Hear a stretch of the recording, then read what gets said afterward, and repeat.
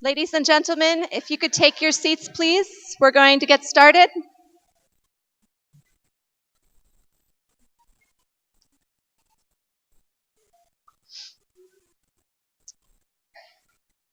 So welcome back, everyone. I hope you had some really interesting breakout sessions and a nice coffee.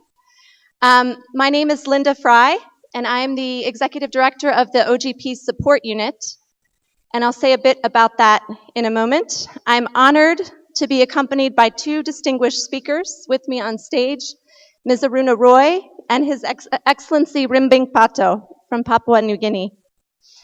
Before I introduce you to our two speakers, I just wanted to briefly say a couple of words about the Open Government Partnership Support Unit. We are the Secretariat for the Open Government Partnership, which means that we support the steering committee, but also the entire group of participating countries, as well as the civil society organizations in those countries that are working together with government to create concrete commitments to open government reform. And I think at this point you've probably heard quite a bit about OGP, but let me just offer one perspective on what's unique about this initiative. So, as you all know by now, OGP national action plans are what governments and civil society co-create in the participating countries. And it's those national action plans that ground our conversations in concrete, actionable reform. And then it's the international platform that actually brings together reformers to share experiences, really recognizing that good ideas come from everywhere. So what's really unique is how these two come together, how the National Action Plan provides a framework for the international networking that we're doing here today. So when we come together in meetings like this, we're not just talking about which reforms we'd like to do or which reforms we plan to do, but it's which reforms we are actually doing. So in the spirit of learning from others, allow me to introduce our next speaker. His Excellency Rimbing Pato is the Minister of Foreign Affairs, Trade, and Immigration from Papua New Guinea. Excellency, the floor is yours. Thank you, Your Excellencies, distinguished guests, distinguished participants, ladies and gentlemen. I take this opportunity to join the other speakers before me to express our deeper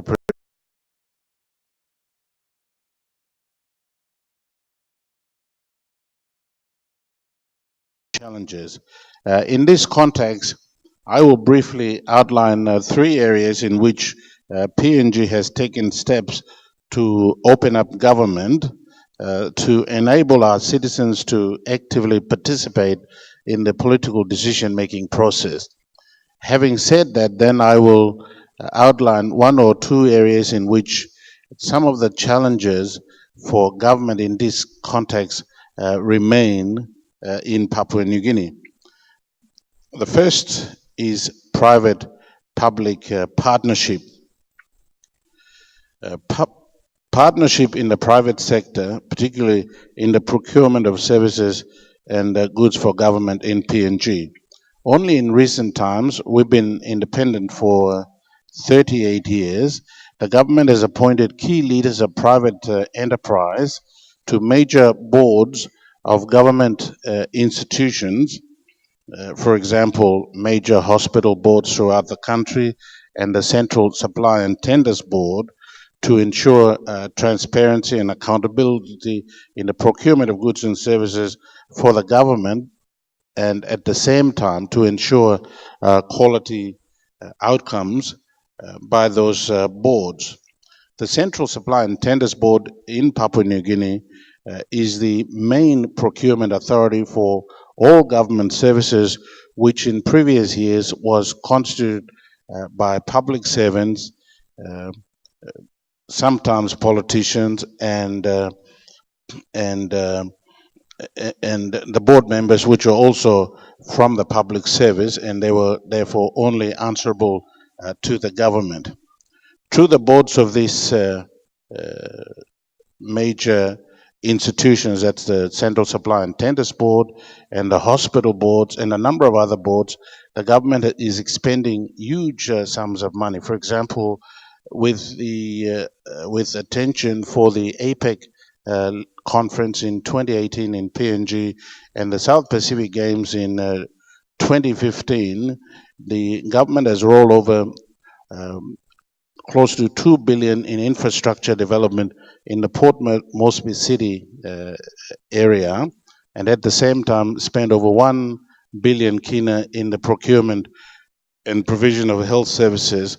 But we find that with the provision of the procurement and the advice that's received by the involvement of key leaders from the private sector, there is an element of transparency and accountability in government systems and decision making, which was not present for many years in the past. The second area in which I want to comment about openness of government is the improvement of existing legal structures for accountability and transparency. Under the PNG constitutional and legal framework, there exist important constitutional institutions which are very difficult to change. When I'm speaking of constitutional structures and institutions, I'm talking of the Ombudsman Commission in Papua New Guinea and the National Judicial System. Any amendments by law to the institution of the Ombudsman Commission and the National Judicial System is very difficult in that there are certain special constitutional majorities which are required to effect those changes, which are not easy to come by. So what we've done is, but at the end of it, they are all government institutions. So what the government has done is, because the Ombudsman Commission is responsible for ensuring the accountability of leaders, the failure of which will result in them being dismissed from public office, we are bringing reforms to ensure greater accountability in the process by which the Ombudsman Commission receives those complaints and the procedures by which those complaints can be speedily resolved. In the same way, we are looking to reform the processes of administration of justice in the court system, whereby we are bringing changes to the law in consultation with the Legal and Judicial Services Commission, which is headed by the Chief Justice, to ensure that we have a number of different tiers of courts which have different types of jurisdiction and make the courts more accessible to the communities. Otherwise, it's very difficult with a court structure which is very rigid and for many years has only been based in Port Moresby. So those are the two areas in which we've sought to improve existing legal structures for accountability and transparency.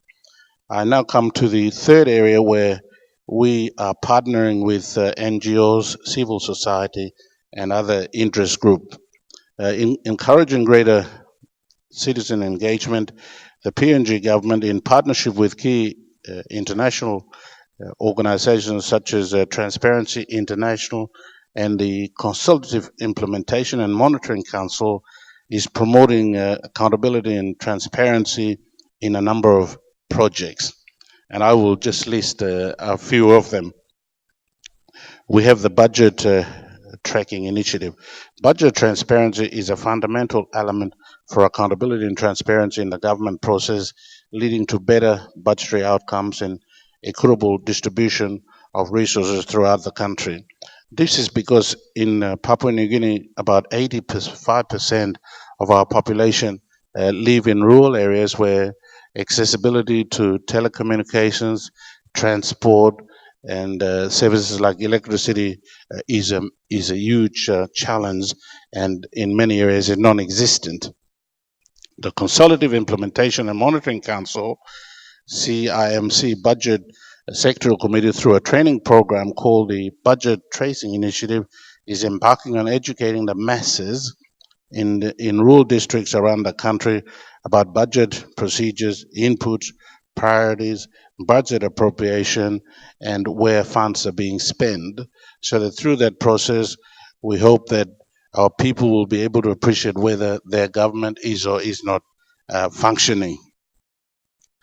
Then, second area in which we're involving NGOs and civil society is voter education and democratic election. Democratic elections obviously allow for a peaceful continuation or transfer of political power at the heart of any nation.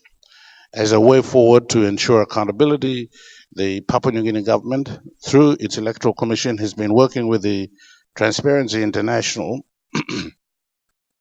to conduct voter education for parliament elections in 2012 and the local government elections in 2013. And this work is likely to continue. Again, because of the lack of education and information available, we believe is a very important initiative to ensure accountability in the electoral process. The third area in which we are working together with civil society and NGOs is the provision of a parliamentary website. This has not been existing for many years, but in recent times, in the currency of the present government, we have created a website for the national parliament so that the public will have access to the website, and then they will from accessing it, they will then make a assessment of whether their members are functioning or not.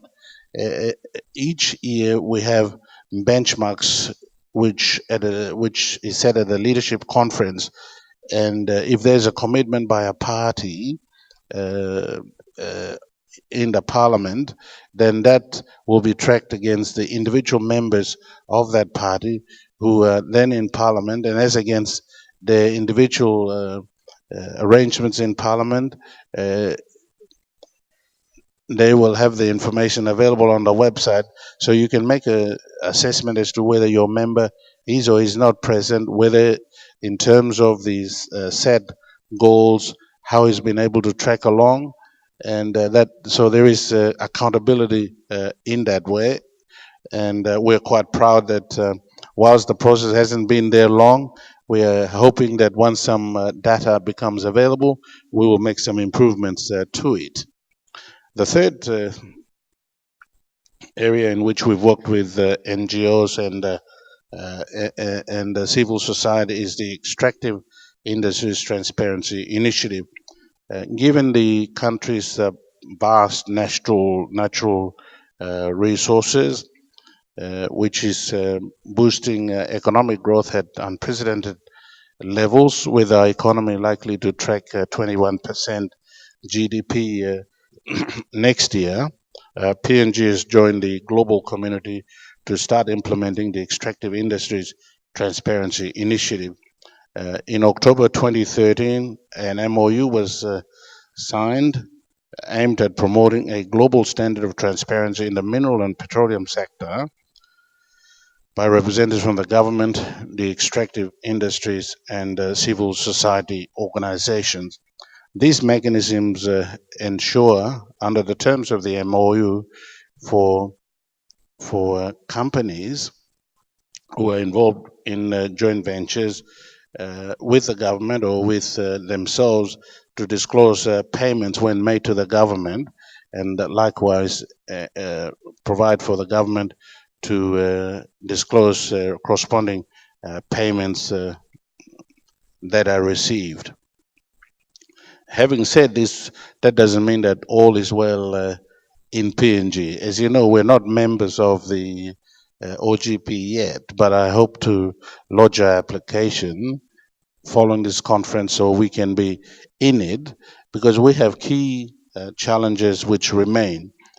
For example, some of the areas in which these challenges remain is when these constitutional institutions like the Ombudsman Commission or the courts make a recommendation, there remains a huge challenge in terms of the need to support the recommendations to be implemented. So what we need is collaborative institutions such as OGP or other institutions that will provide a lending hand, so that is a challenge which we face because we have the entrenched institutions to make the decisions that we need, yet when it comes to implementation of those recommendations, it becomes a problem.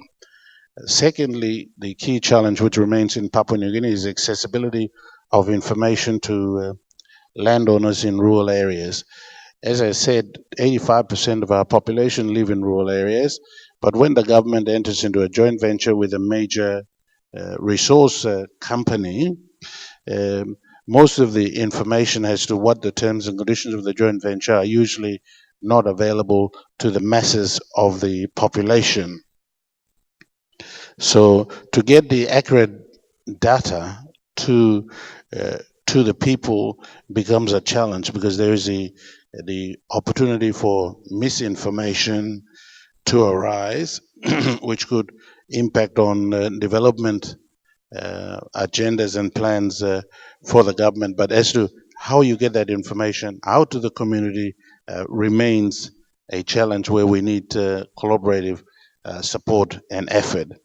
The third challenge, as we see it, is there's more work which is required on the part of public office holders and members of parliament, because unlike in the past, today the PNG government um, budgetary process enables much of the money from the public revenue source to be spent in rural areas because that's where the population live. Yet the issue of um, management of the funds, the expenditure for it, and accounting for it, and making that information available to the people that matter in terms of delivering the outcomes that they require remains a challenge. And that's another area where we are looking to get some support. And that is not to say that there is a huge amount of support that comes to us from the governments of Australia and New Zealand in addressing some of these challenges, but through institutions like OGP and other collaborators, we hope that we can meet these challenges to alleviate some of our primary concerns. And what the government has done generally is we have provided for free primary health care, as we believe that healthy population is good for economic growth, and at the same time we provided for free education up to year 12 level because we believe that a more educated population will in the long term enable us to sustain levels of good governance that we require. So with those comments, co-chairs, I really enjoy this opportunity to share with you and look forward to what we will be able to learn in the next few days. And as I said, we look forward to joining the membership and benefit from the great work that is done in the last 2 years. Thank you very much indeed.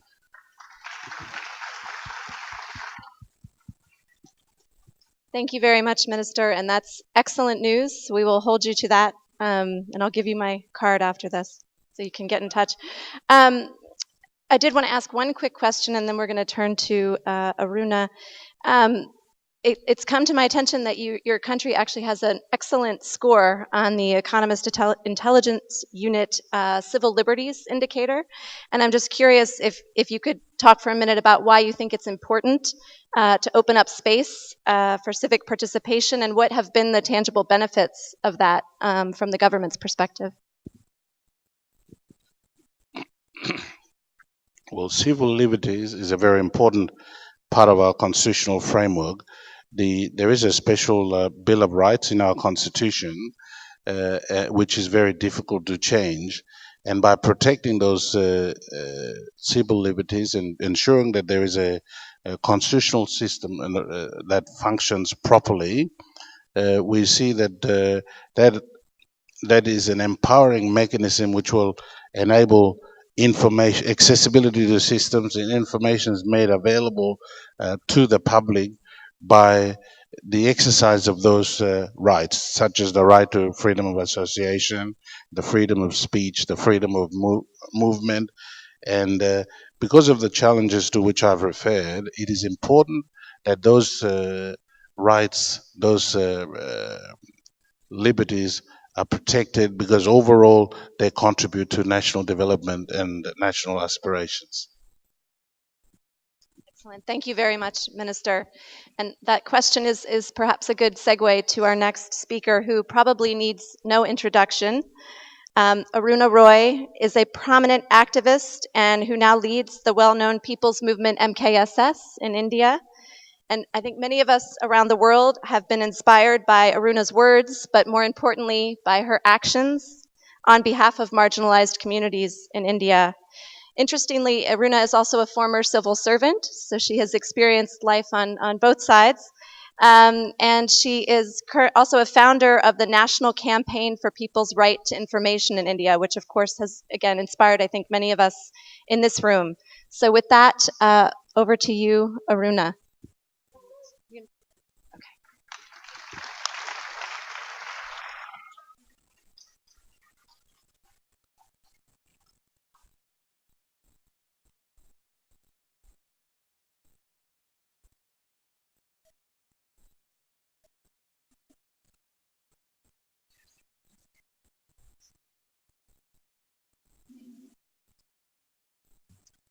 Friends, greetings to the people of Indonesia, of Bali, and all of you from the people of India with whom I work, and the RTI's 5 million users in my country. Because I represent the non-governmental sector, and it's unfortunate that when we came into the OGP, India was the co-chair. The government of India then abruptly left. But it was the OGP's broad vision and which saw our usefulness, that we continue to stay and work with the OGP. It's been a very good experience. And I just wanted to say this because today, whatever I say, you won't hear the other side from a Government of India representative sitting somewhere in the audience or part of the OGP. They have refused to become part of the OGP for several reasons, and I think they should become part of the OGP. In this audience, there are many people, including retired Chief Information Commissioners, RTI activists from India and Pakistan and many other places. And I think I would hesitate to speak on the behalf of South Asia, but I certainly speak on behalf of India when I say that we bring to you good tidings about the future of the RTI and what it has done for government and for democracy. What has it done? The OGP is a discourse about sharing information, and sharing information is sharing power. And all RTI activists know that every single question we put to government is about sharing some power. We may not want to share everything that government does, but in the question that we pose to them, we ask for a share of power. And you all know equally that sharing power is a very contentious issue. Those who have it don't want to give it, and those who don't have it, have to struggle to get it. So this is a component of all OGP activity. And I'm glad to say that despite the fact that such a sharing of power would predictably be in the area of struggle, OGP and governments have gone beyond that, and it's become a partnership. And I think that's where many of us have to understand the leap forward. Because when we began struggling for the RTI, and that's the house in which the RTI campaign was born in India, not in a big convention hall, not in Delhi, not in Bombay, but in a small village called Devdungri, where in 1991 to 1993, people sat and discussed, and like today in the morning Rajesh spoke to us, we listened to people. And we found that the only way to get them their rights for food and livelihood would be through getting information made public. So we owe in India our right to information to people's voices. We have, I don't know if you'll permit us, but we have a small slogan. I don't know, because the post-lunch session and the evening session is always a bit sleepy. I don't know if the OGP allows us to chant a slogan. We won't shout it. But there's a famous slogan that the Right to Information Campaign India threw up, which said the right to know is the right to live. So the first real slogan that expanded the notion of RTI in India was the right to know, the right to live. If I say right to know, will you all say the right to live? Yes? The right to know. The right to know. So these are the kind of slogans it threw up. But we have to go beyond the rhetoric. We have to go beyond principles into practice. We have to protect practitioners. 30 of them have been killed in India because they asked the right questions at the right time. But the people got affected by them thought that eliminating activists would be the shortest way to keeping their power. We have created, on the other hand, spaces for engagement. We've forced governments, not only the central government, but also the governments in the states to give us spaces for engagement. It is now understood in many places that you have to show and share information. We've got ministries in the government of India to put up on their websites draft laws so that people can see those draft laws and respond. We have more information flowing out of government now than ever before, but there is always the threat that the moment action begins and the moment more questions get asked, when corruption or arbitrary use of power is proven, then there is always a backlash. So it is a kind of dialectic in which we cannot ever take it easy, and RTI practitioners have to understand that the struggle continues, the issues change. The most important thing that I think the OGP has done worldwide, wherever there are nations become members or in other areas, that the mystique of government has been unpacked. We don't now worry about or wonder about what goes on behind this secrecy, the curtain of secrecy that has protected government and government servants for so long. Today we know that much of what government does is not related to security, is not related to arms deals, it's not related to the kind of issues we were told we couldn't see. Most of it, 90%, or I would say 95% of all government's actions can be shown to the people. So if they are not shown, what is the reason? So the mystique of governance has been reduced systematically, and in many of our countries, legislations are in place. But as in India, in the second generation of the RTI, it's threatened because we find that many new laws seek protection from the RTI. As we make legislations, they go beyond, they want to stay out of the RTI and they exempted from it at the time when the legislation is passed. So we go back again. I don't know how to use this. How do you use this? You click. I've gone to the next slide. So it's people like these who are ever vigilant and who look at issues all the time from the grassroots at home to parliament, who are protecting the RTI and making quite sure that whether it's a new law or whether it's a new rule or whether it's bypassing the right to information or allowing for special privileges, that the right to information is protected. So it's one very important area of concern for all of us. The second generation issues also concern accountability laws. We fought in India for accountability laws. There was a famous prolonged protest for the Jan Lokpal and the Lokpal names that came into public circulation. We need to create accountability laws, and our government is dragging its feet. And I don't know how soon other governments will respond to accountability laws. Because through transparency, you expose corruption, but there is no action taken against the corrupt. Then what do? So we need accountability laws in place. People have used the power of information very wisely and responsibly. And I don't think in my country people have used it to blackmail anybody. Largely, there may be the odd case. But amongst the 5 million users we estimate now who use RTI in India, I don't think that you would find more than, say, 500 to 1,000 people misusing the law. But we are always told that there is misuse whenever we interface with government. And one critique we have to constantly fight is that it is used for blackmail.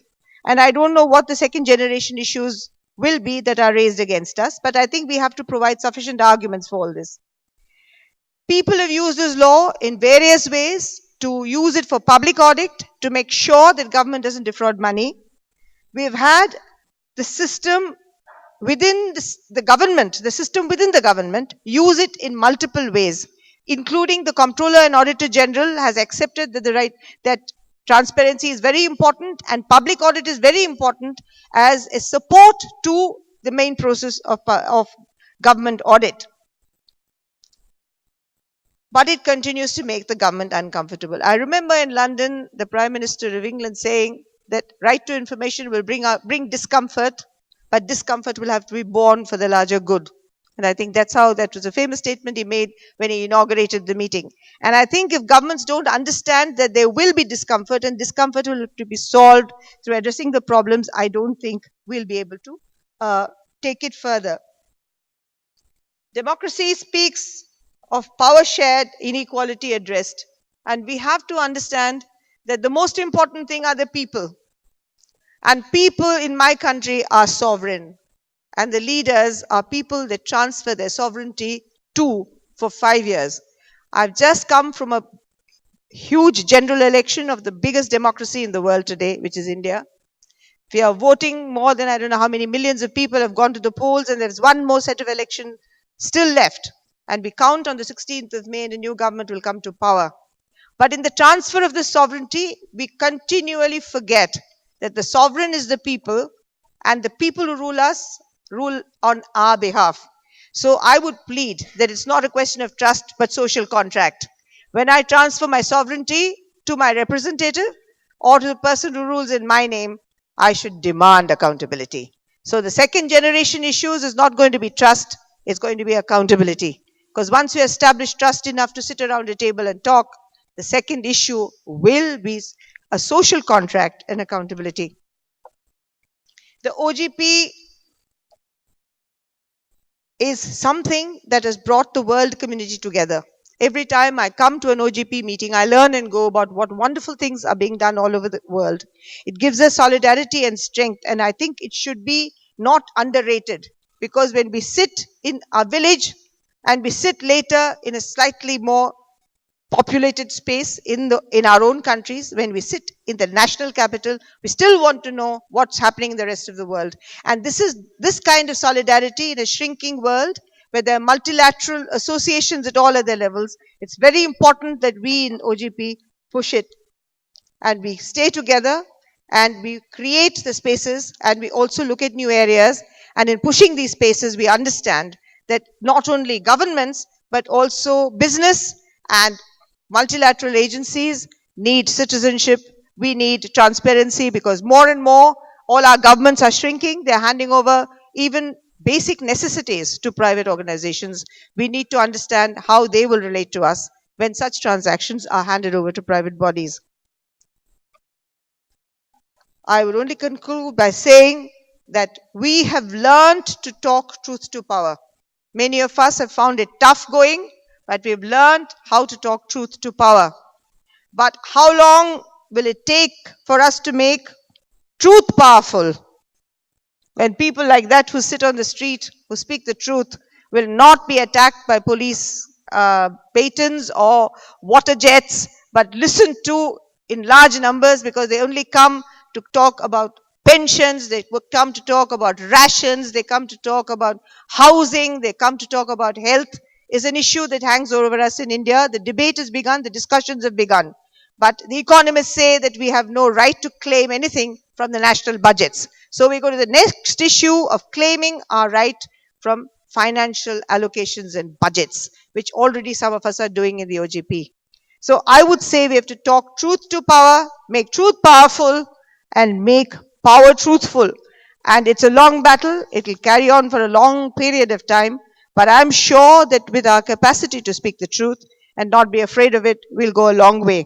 I must thank the Indonesians and the Indonesian government for providing us the space to talk freely, to exchange ideas, and to forge ahead. I must also thank the Norwegian president and the minister who made excellent speeches this morning, who showed us the possibility of top-level leadership taking a progressive position and raising their stakes. Thank you all very much, and thanks for giving me this chance, though in the morning I couldn't have it. Thank you.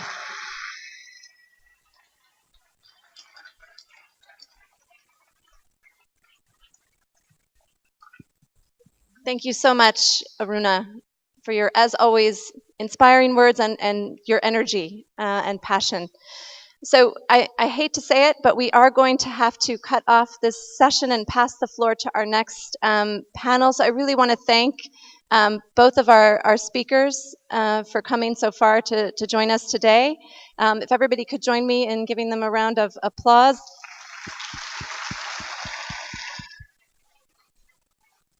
Thank you very much. And while our next speakers are coming to the floor, thank you very much, Minister.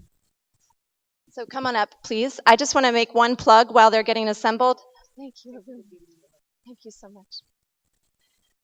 I just want to make a final plug here, since this is my moment in the spotlight. If you have not visited OGP's website, you should. And I would also like to encourage all of those of you from OGP participating countries to check out ogpawards.org.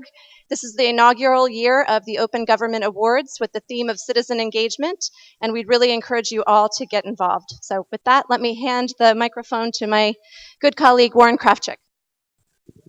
Thanks, Linda. Hello, everyone. One more exciting session to go. I know we've got lots of energy still. We're coming to the end, but you have much to learn from the people that are with me on the panel. So as you know already, the starting point for OGP is excellence and innovation can come from everywhere. There are no experts anymore in this multilateral world. We're all experts. We all have the answers. This means that we can all learn from each other. And that's the second principle of OGP. And it's the reason why OGP is a partnership. And the principle of the partnership is that champions around the world can come together, can talk to each other, can share lessons, and can go on to do even greater things. Today's panel, or this last panel today, is exactly about that. It's the spirit of the session, which is what can we learn from countries around the world, from regions around the world, which Asia-Pacific countries might be able to adapt. What kind of lessons might be useful in this region? How might more countries in this region join OGP? So some of the questions that our panelists are going to talk to are, what does it mean to be an OGP member? What are countries around the world experiences of joining OGP, of pursuing open government, of making and implementing action plans? What does open government offer? And what challenges do countries face in opening governments? So to help us with these questions, we've got a star-studded panel steeped in experience in open government. And with no more ado, I'm going to hand over to them.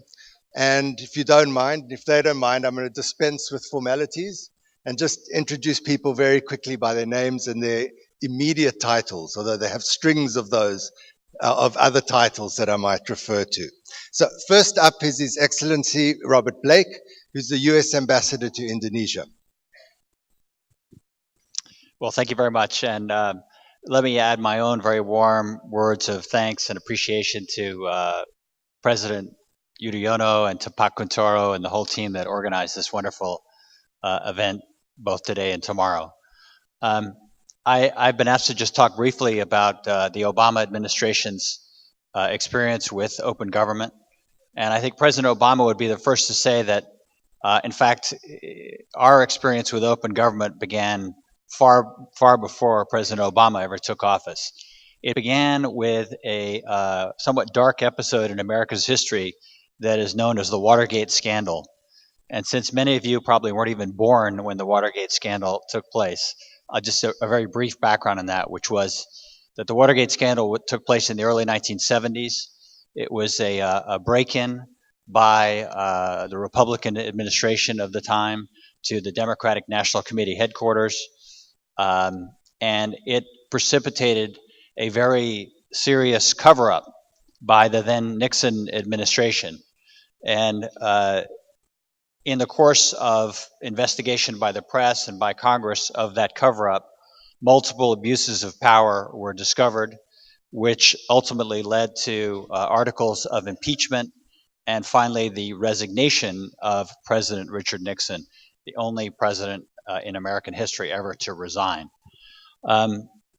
But Watergate really had a very profound impact on government openness and on our laws relating to that, and even more importantly, on the American people's expectations for government transparency. Just a few examples. Our Freedom of Information Act was amended in 1975 to require a judicial review of every executive claim to secrecy. Likewise, the Inspector General Act was created that passed to create offices of inspectors general in all federal agencies. And the inspectors general, even today, investigate fraud, waste, misconduct, and abuse within each of these designated agencies. A few years after that, Congress passed the Whistleblower Protection Act. We've had many conversations today about the importance of that. So that took place in 1989 in the United States. And obviously that aims to protect government employees who come forward with information pertaining to misconduct, fraud, waste, and abuse. When President Obama came in, he decided that this was really going to be one of the centerpieces of his administration. And so on the very first day that he took office, he issued a memorandum on transparency and open government and called for new measures to promote transparency, participation, and collaboration. And it directed all of the agency heads to use new technology, engage the public, disclose information quickly, and most importantly, perhaps give citizens a voice in decision making. So specifically, what did he do? One of the first acts, of course, was to work with President Yudhoyono and others to create the Open Government Partnership in 2011. And of course, I think he's very proud now that it has grown to 64 countries, which is really a tremendous, I think, vindication of the vision that all of them had. But also, he was very active in developing our first national action plan. We had a very participatory process, and eventually the first one was published in September of 2011. It had 26 concrete and quite ambitious open government initiatives and was very well received by all the stakeholders who were consulted. These included civil society and members of the press. 24 of those 26 commitments have now been implemented. And just to give you one example, one was called We the People. And it was the launch of a petition platform to give Americans a direct line to voice their concerns to the administration via online petitions. So in the first 2 years of We the People, there were more than 10 million users who participated and generated 270,000 petitions ranging across a huge range of issues, many of which have already been acted on by the administration. We passed our second national action plan in December 2013, including 23 new commitments, and I'll just mention a couple of them. One was the Global Initiative on Fiscal Transparency that many of you are familiar with, so I won't go into that. The second one was on open data to the public, to provide new commitments to share more open, in more open ways, government data. And last but not least, participatory budgeting, which has been mentioned several times already, but is most important, I think, at the local government level, and that's where we've seen a lot of citizen activists get most involved. Let me just conclude with a very important priority of the United States and of our president, which is to support civil society.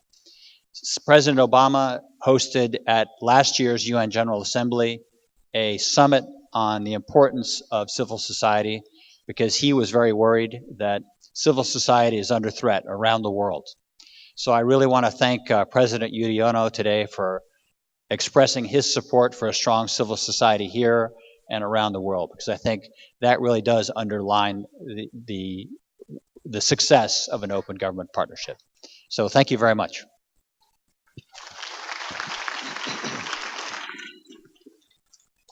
Thank you very much, Mr. Ambassador.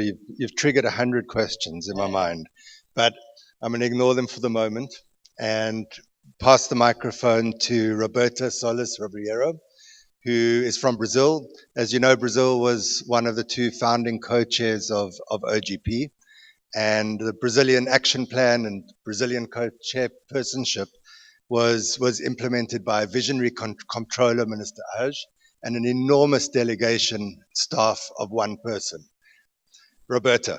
So if there's anybody that can tell us what it's like to be a part of OGP, this is the person. Thank you, Warren. Well, as you can see, OGP is a great opportunity to make very good friends who tell good things about you to everyone. So first, a great thanks to Indonesia, and being the only woman in this panel, I'm going to thank in the person of my good friend Tara Hidayat for this amazing work in organizing this event that leaves us really energized and reminds us of what OGP is really about. It's really about connecting people, connecting great minds and people that want to work together towards a better future and a better government. Well, in the case of Brazil, OGP, if I can summarize in 2 words, it's a platform and an opportunity. It's a platform to learn from other countries, from the experience of other reformers in civil society, in the private sector, in academia. Through OGP, we have learned from Indonesia, our great host, about aid transparency and georeferencing of budget expenditure. We are learning from the Philippines how to take participatory budget to the next level. We, Brazil, took advantage of the expertise of countries that had access to information laws in place for a longer time, like Mexico, the US, UK, and Canada, and others, to learn about the challenges in implementing an access to information law that was very helpful in our national process. But it's also a platform and an opportunity to share our experiences and help others with similar challenges that we face. So through OGP, we were able to work with Tunisia in fiscal transparency and access to information and help them achieve the minimum scores to be eligible to participate in OGP. And we are very glad to see that now Tunisia is one of the participating countries of OGP. We are also working with Morocco, with Tanzania, with Peru. We are working with them in corporate responsibility. We are bringing to them some of our experience in putting together a registry of companies that are committed to anti-corruption, internal control, and that have adopted very strong compliance measures. It's what we call in Brazil the pro-ethics companies list. But we are also working with El Salvador and countries in the region and all over the world. Nationally, in Brazil, OGP has been a platform and an opportunity to push for greater reforms, greater access to information, greater transparency, greater public participation. Probably not of you know, but we had in Brazil an access to information draft bill before Congress. It was presented to Congress in 2009 by the president. President Dilma was greatly involved and had a huge interest in this law. But it was in the Congress for 2 years until 2011 when we joined OGP. And joining OGP was the push that the Congress needed to expedite the process and approve this law in record time for the legislative procedures in Brazil. So only after 2 years, because of OGP, we had the access to information law. It's been a great opportunity to coordinate all of the efforts that different agencies were implementing all of their own. We were doing in our corner of the government budget transparency, civic participation, anti-corruption, transparency, open data, but all over the government we had many other like-minded reformers that were not speaking to each other. So OGP allowed us to bring this all together under the umbrella of our National Action Plan. An example of this is that in our first action plan in OGP, only 5 ministries were involved. For the second action plan, 18 ministries are involved. And these 18 ministries, they have themselves voluntarily presented 33 proposals of commitments to the second action plan. And they have analyzed more than 100 commitments that came from civil society, and in a very open and frank dialogue about what were their actual capacity to implement what was being asked by civil society, and to work with them for a solution that was good for both sides. And one of these commitments is a platform, an online platform for public consultations. It's called Participa BR, and it's a forum for people to discuss different issues that they want the government to address. And this platform it's already implemented and has been used in a very successful way for the consultations on the new internet governance law. It was a record consultation process that involved hundreds of thousands of people, and that not only in discussing the issue, but also in drafting the bill that now is a law that has been enacted by the Congress. So as you can see, OGP is a huge opportunity, but there is also room for growth. In Brazil, we want to do more, and we look forward to doing more with our civil society. But internationally, in OGP, there is also room for more expertise, for more experiences, for more voices, and for more good ideas that wherever they come from. Thank you.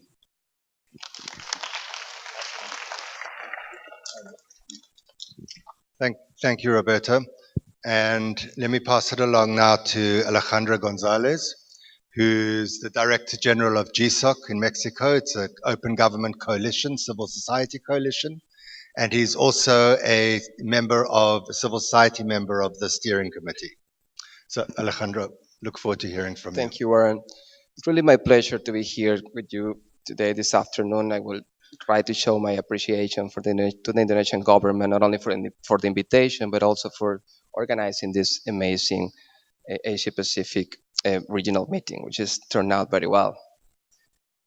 My objective here is quite simple and straightforward. I just want to share with you guys not a lot of things, but one lesson. The main lesson that we, the civil society organizations in Mexico, have learned in this OGP journey, which is complex, as Roberta has said and has told us about it, because you face a lot of challenges. And that's why I only want to share with you only one lesson, and I will be very, very happy if by the end of my 5 minutes talk, I'm able to transmit that lesson. And that lesson has to do, we have been hearing all day about how OGP is quite instrumental in order to build trust between civil society and government in order to advance the agenda of transparency, accountability, anti-corruption, etc. I will go a little bit beyond and will say that OGP is instrumental not only to build trust among civil society and government, but prior to that, to build trust among civil society itself.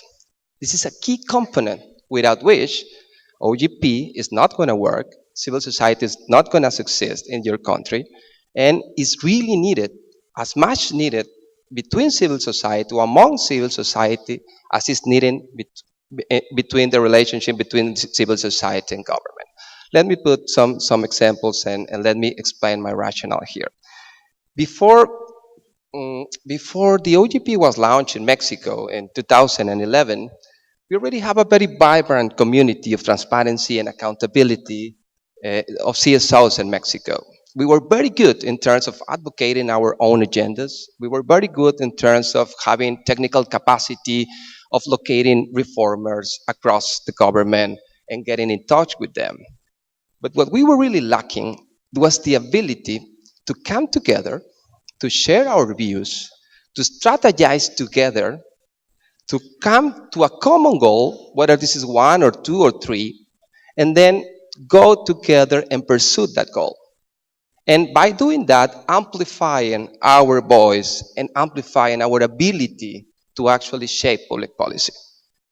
OGP was very instrumental in that. When we saw that platform, we came to the conclusion, these 8 or 9 NGOs that we were working in OGP, that was the only way we could take advantage of this platform. And we were hands-on on that. And because of OGP, we were able to actually come together, think together, and came out at the end of the day with 2 or 3 objectives. And we were able to amplify our voice towards the government. The ingredient that was needed for that was trust. Trust among us, among civil society organizations that before that weren't able to share this kind of vision, to share that kind of goal. And when the government saw that we weren't able to do that, then the government had no other choice but recognize that at the other side of the aisle were people that were serious about it, that had the ability to go about it and recognize and take us on board in order to consider us true partners for change. This is a very key lesson. Building trust is not only a matter of civil society versus government, government, civil society. It's a matter of civil society itself, having the ability to put aside your own objectives, your own views, and being able to come together and to share some common goals. I will say that if you are able to do this at the end of the day, the journey and the ability to influence public policy, as UK is doing, for instance, in the open policy making framework, then civil society rises the ability to actually inform and be influential in their own world. OGP is about a platform. We have been hearing that all day, but that platform, it only makes sense if there are persons on the other side willing to use it in a positive way, in a constructive way, in a way that actually helps to create trust and then change towards a more transparent and a more in an environment that is more coherent and consistent with these principles. I will end my intervention that saying that because of that trust, we were able to bring the government to the table and take advantage of other 2 features of OGP that are quite relevant. Before OGP, we were really good being able to get some commitments from the government, but we didn't have the ability to make government accountable whether to meet those commitments. OGP provided that instruments in order for Mexican civil society will be able to have that framework and that ability to make government into account. At the end of the day, this is not only, I will insist, about creating the trust between government and civil society, but also among civil society, and that's the first step to be successful in OGP. I hope my message has been clear. I know that I've been repetitive, but that was my only objective. Thank you so much.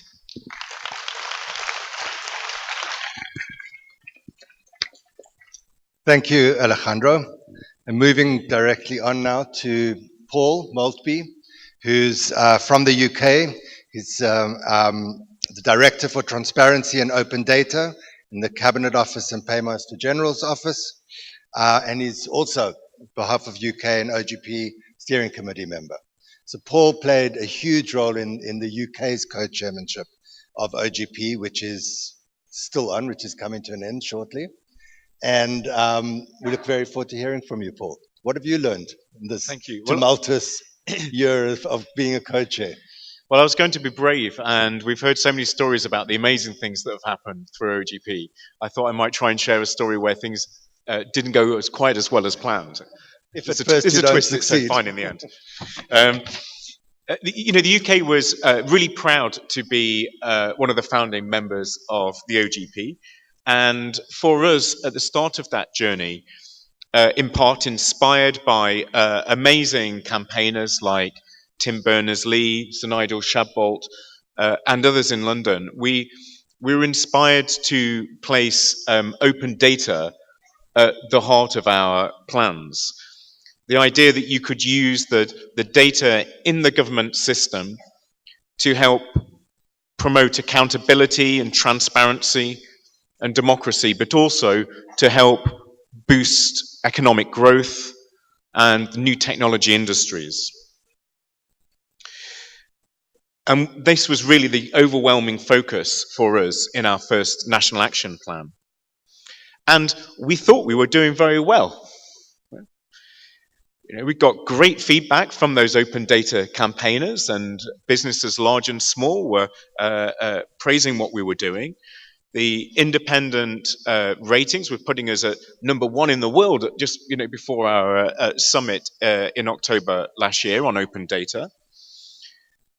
And what did we find? We found ourselves criticized by other civil society campaigners, including through the independent reporting mechanism report of the OGP. And we were somewhat upset. What was going on? Didn't they know how hard we were working? How good my teams are? How difficult this all is? This is very unfair.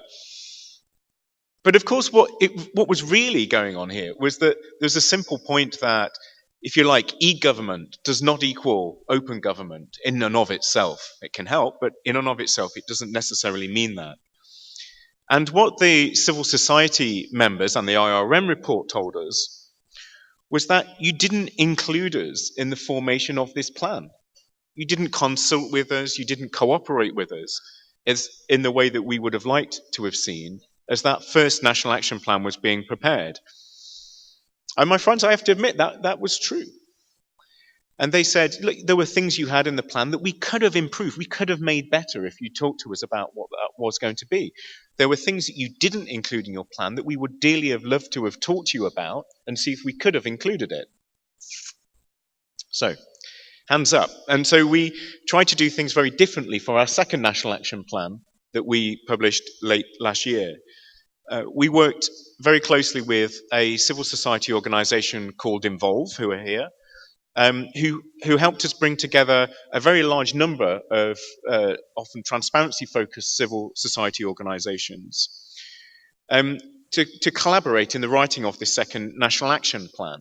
And this was quite an involved process, over 9 months of frequent meetings and interaction, and it was long enough for us to explore properly each other's ideas and to build up a level of trust between ourselves and with others back into the broader government, and understanding on both sides of that collective. And so our second National Action Plan, I think we could say, was genuinely co-created with civil society. And it was really awkward and difficult and tricky. And it's not the normal way that government works. And I had some difficulty persuading myself, my colleagues, other colleagues around in government and ministers at times that this was a worthwhile endeavour. And I think it's fair to say that civil society organisations at times found this really tricky too, both coming together, united in a single voice in a way that perhaps wasn't always natural, but also having to compromise on public positions at the end of the day. And we nearly didn't make it, but we did make it. And sure, open data is an important part of our National Action Plan, the second National Action Plan, and for good reason. But we also had new commitments on things like open contracting, on the beneficial ownership of companies, that I think it was fair to say probably would not have been in that plan without that process, a quite involved process with civil society over that period of time. So I'm proud of what we did for the second National Action Plan and how we did it. I think it was actually a first to co-write a paper in quite that way. And of course, it's not the only way that you can interact with people and the way that government gets feedback. Of course, it's not.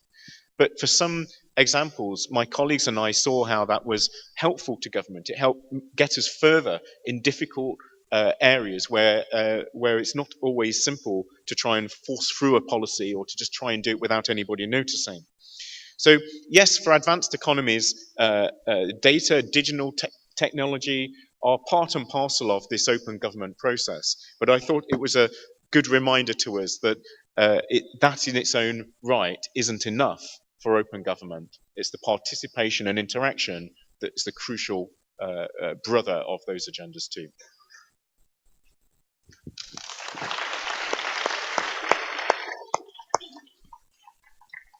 Thanks. Thank you very much, Paul. That was really good. And finally, Martin Tisney, who's a long-time transparency and accountability activist. He's the policy director at a Media Network, and is also a member of the Open Government Partnership Steering Committee. Martin. Right, thanks very much, Warren. Before I make the few points I wanted to make, I also wanted to emphasize a point in the United Kingdom that Paul made, which I think is really, really important and exciting, which is oftentimes the civil society community at the domestic level were quite splintered into different silos and different, not quite factions, but different groups, and we don't always talk to each other. And it's certainly the case in the UK, where you have groups working on extractive industries transparency on one side, groups working on transparency of foreign aid, transparency of budgets, and all these different sort of fairly specific issues. And in the UK, for the first time, what OGP did is really bring all those groups together around the same table, firstly, and then bring them together all at the same time with government, which was a really exciting, I think, birth of a truly national and global and regional open government movement in the UK. So what I want to talk about briefly, because I realize I'm probably the last person between you and the end of the day today, is the link between open government partnership and other international initiatives. So one of the peculiarities, specificities of OGP is that the focus is very much at the domestic level, and OGP is an international initiative. So for me, the question is, how can we scale up the global open government movement and really take advantage of open government partnership and how it can link up to other international initiatives? So I have 4 suggestions to make to you today. So the first one, and I think we've seen that happen very successfully with OGP over the past 2 or 3 years, is the link between open government partnership and other existing multi-stakeholder initiatives, other existing standard-setting initiatives in the transparency space. In Asia Pacific, we've seen the government of the Philippines sign up to the Extractive Industries Transparency Initiative, the EITI, as an OGP commitment. Indonesia is also part of the Extractive Industries Transparency Initiative. And I'd recommend other countries in the Asia Pacific region to consider how they may use OGP to sign up to these existing standards. There are others that are also present in this region. The Construction Sector Transparency Initiative, which has case studies in Vietnam as well as the Philippines. Paul mentioned the Open Contracting Partnership, and then, of course, the Open Budget Index, which was referred to several times this morning, and indeed by the President of Indonesia. So that's my first point, thinking about how open government partnership can be used to adhere to existing international standards around transparency and accountability. And then the second one, which is really exciting, is the degree to which OGP itself has helped create, in parallel to open government partnership, other standard-setting initiatives. I'm thinking of the Global Initiative for Fiscal Transparency that the government of Brazil, the Philippines, the International Budget Partnership, the World Bank, the IMF, and many others have gotten together to build, which is a really exciting innovation in our field, and indeed the Open Data Charter, which I'll come back to in a second. That's my second suggestion, second point. Then the third one, which is particularly relevant, I think, in this region, as the government of Australia has the presidency of the G20 this year, and we're in the run-up to the G20 conference in November 2014, is thinking about how open government partnership can influence in influential fora such as the G20. We have 6 members of the G20 who are also members of the OGP Steering Committee, and we've got out of the G20, 12 G20 members are actually OGP members. So how can we think of an open government caucus of countries at the G20 pushing through ambitious reforms related to transparency, civic participation, accountability? For example, thinking about how the G20 might sign up to a G20 Open Data Charter, how the G20 might push through ambitious principles around beneficial ownership, etc. Another example which is exciting on international initiatives and the Open Government Partnership is the relation between OGP and the post-2015 development goals process. And earlier this morning we heard Pat Quintoro make a very clear case for the importance of governance to the post-2015 process. So I think some really exciting ways in which governments, countries, civil society organizations, the private sector getting together to caucus and to push for open government globally. So that's my third point. And then lastly, the fourth one is I think it would be a huge shame and open government partnership, where we have 64 different countries representing over 2 billion people, if we didn't think about how spotting opportunities within those 64 different countries and to see what reforms individual countries are doing that we can scale up. So, for example, if you have one country like the United Kingdom that announces public registries of who the beneficial owners, the real owners of companies are, great. Can we think of the next 9 to get 10, 15, 20, 25, 30 countries announcing this? What are the mechanisms so we can really spot different opportunities within OGP? Or participatory budgeting. Great participatory budgeting initiatives in Brazil, in the Philippines, and elsewhere. How can we scale that up so that we have 64 different countries really involving citizens in the genesis, in the budget process in their countries? So I think, coming back to my earlier question, if we can do that, if we can really tie the links, in addition to focus at the domestic level, tie the links between OGP and other international initiatives, other standard setting initiatives, other fora like the G20, if we can have caucuses of G20 Sherpas that are also OGP members, then we can really scale the open government movement and we're onto something very exciting and transformative. Thank you.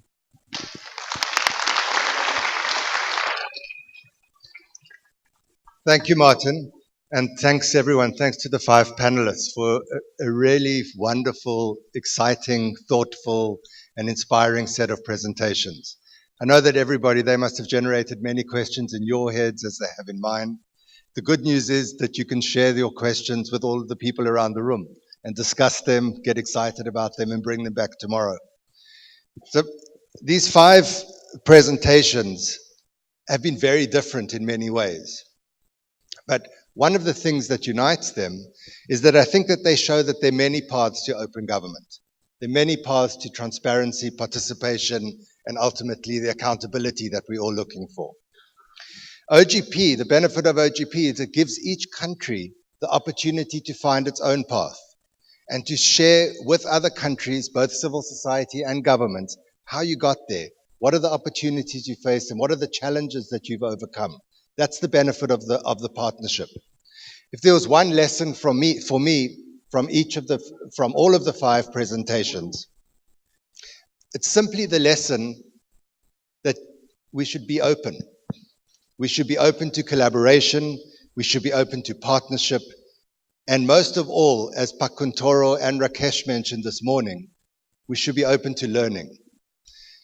What we're dealing with in the Open Government Partnership are many problems, socioeconomic problems, which are complex. They're problems without easy solutions. And what open brings is collaboration. And what collaboration brings is new best practice. And that's the core of what we're looking for in the Open Government Partnership. So this has been a fantastic day. It's been an inspiring day. It's been a day filled with presentations and experiences from around the continent and from around the world. We've heard so much that's promising, so much that's good and exciting from Indonesia, from Myanmar, from Korea, from Mongolia, from Philippines, and many other countries. Open government is clearly alive and well. Open government is alive and well in Asia-Pacific region. The theme for today, as we were told at the beginning, the theme for this meeting is to share, to excite, and to inspire for openness. Share, excite, and inspire for openness. I think today's lived up to that, and tomorrow we'll do even more so to live up to that. So that brings us to the end of today, to the end of an exciting day. We look forward to seeing you tomorrow. And I've been told to remind you that we start tomorrow morning at 9 sharp. And everybody should please be in the hall by 8:45, enable you to go to security and get ready for the day. So we'll see you all tomorrow morning. We've got an exciting day that starts off, I think, with 7 lightning talks, 7 experiences from the region that are path-breaking and that will inspire us all. Have a good night.